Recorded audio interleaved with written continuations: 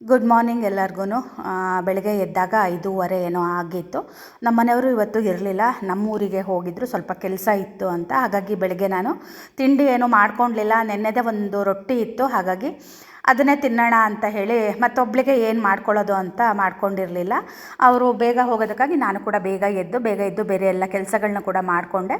ಹಾಗೆ ಕೊನೆಗೆ ಬಂದು ಈಗ ಪಾತ್ರೆಗಳನ್ನೆಲ್ಲ ತೆಗೆದು ಇಡ್ತಾ ಇದ್ದೀನಿ. ನೆನ್ನೆನೂ ಸ್ವಲ್ಪ ಪಾತ್ರೆಗಳು ವಾಶ್ ಮಾಡೋದಿತ್ತು, ಅದನ್ನು ಕೂಡ ಹಾಗೆ ಇಟ್ಕೊಂಡಿದ್ದೆ.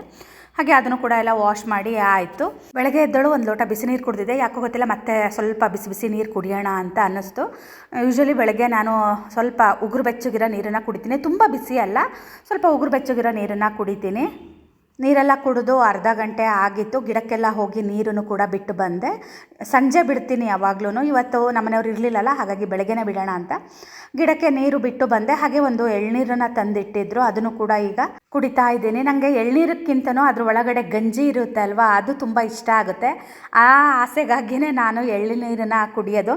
ನಮ್ಮ ತೋಟದಲ್ಲಿ ಮಂಗ ತುಂಬ ಗಲಾಟೆ ಮಾಡ್ತಾ ಇದ್ದಾವಂತೆ. ಮಂಗ ಕೆಡಗಿರೋದನ್ನು ನಮ್ಮ ಮನೆಯವರು ತಂದಿದ್ರು. ಹಾಗೆ ತಿಂಡಿ ಕೂಡ ಆಯಿತು. ನಾನು ನೆನ್ನೆನೇ ಸಾಬುದಾನ ಸೆಂಡ್ಗೆ ಮಾಡೋಣ ಅಂತ ನೆನೆಸಿಟ್ಟಿದ್ದೆ. ನಿನ್ನೆ ರಾತ್ರಿ ನನಗೆ ಮಾಡೋಕ್ಕಾಗಲೇ ಇಲ್ಲ. ಹಾಗಾಗಿ ಇವತ್ತು ಹೆಂಗಿದ್ರು ಬೆಳಗ್ಗೆ ಏನು ಕೆಲಸ ಇಲ್ವಲ್ಲ, ಅದಕ್ಕೆ ಇವಾಗಲೇ ಮಾಡ್ಕೊಬಿಡೋಣ ಅಂತ ಅದನ್ನು ಕೂಡ ಮಾಡ್ತಾ ಇದ್ದೀನಿ. ಸಾಬುದಾನ 1 ಕಪ್ಪಷ್ಟು ನೆನೆಸಿದ್ರೆ 4 ಲೋಟ ನೀರು ಹಾಕಿ 2 ಲೋಟ ನೀರು ಹಾಕಿ ನೆನೆಸಿದ್ದೆ ರಾತ್ರಿ. ಬೆಳಗ್ಗೆ ಎದ್ದ ತಕ್ಷಣ ಅದನ್ನು ರುಬ್ಬಿ ನಾನು 4 ಲೋಟ ನೀರು ಹಾಕಿ ಅದು ಗಂಜಿ ಕುದಿಬೇಕಿದ್ರೆ ಆ ಸಾಬುದಾನನ ಮಿಕ್ಸಿ ಮಾಡಿ ಹಾಕಿದ್ದೀನಿ. ಚೂರು ಉಪ್ಪನ್ನ ಹಾಕಿದ್ದೀನಿ. ಬೇಕಿದ್ರೆ ನೀವು ಜೀರಿಗೆನೂ ಹಾಕ್ಬೋದು. ನನಗೆ ಆ ಜೀರಿಗೆ ಹಾಕಿದ್ರೆ ಕಲರ್ ಒಂಥರ ಬಂದುಬಿಡುತ್ತೆ, ಹಾಗಾಗಿ ನಾನು ಜೀರಿಗೆನ ಹಾಕಿಲ್ಲ.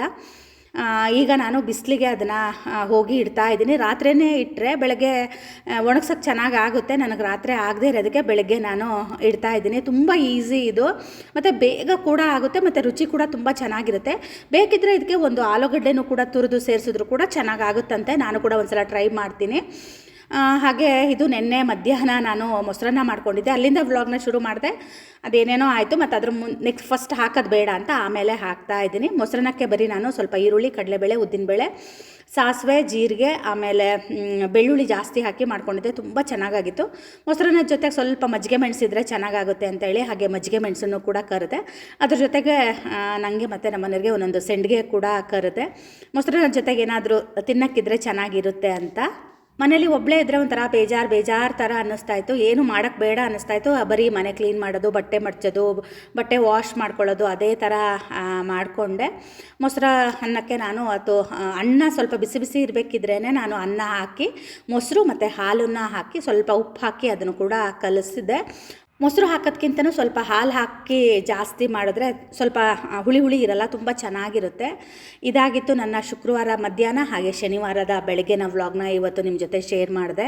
ಹೇಗೆ ನಾನು ಮ್ಯಾಂಗೋ ಐಸ್ ಕ್ರೀಮ್ನ ತಂದಿದ್ರು ನಮ್ಮ ಮನೆಯವರು, ಅದಕ್ಕೆ ನಾನು ಸ್ವಲ್ಪ ಡ್ರೈ ಫ್ರೂಟ್ಸ್ ಎಲ್ಲ ಹಾಕ್ಕೊಂಡು ತಿಂದೆ. ಹಾಗೆ ಇವತ್ತಿನ ದಿನನ ಕೂಡ ಮುಗಿಸ್ತಾ ಇದ್ದೀನಿ. ನಾಳಿನ ವ್ಲಾಗಲ್ಲಿ ಸಿಗ್ತೀನಿ. ಅಲ್ಲಿ ತನಕ ಬಾಯ್.